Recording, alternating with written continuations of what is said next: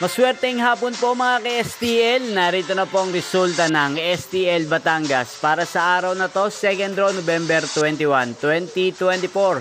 Araw ng Huwebes. Naway ang mga natayan nyo pong mga numero kanina ay manalo nawa ngayong hapong ito, 4:30 PM. Kaya kunin nyo na po yung mga tickets. Narito na po ang resulta.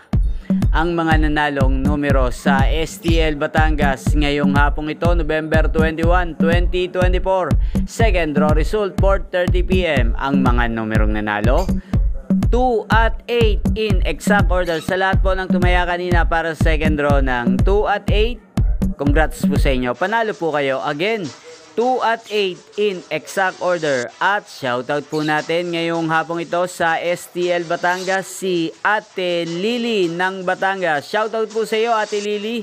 Nawa isa ka po sa manalo ngayong araw nito sa STL Batangas. At sa lahat po ng mga taga Batangas dyan, shoutout po sa inyo.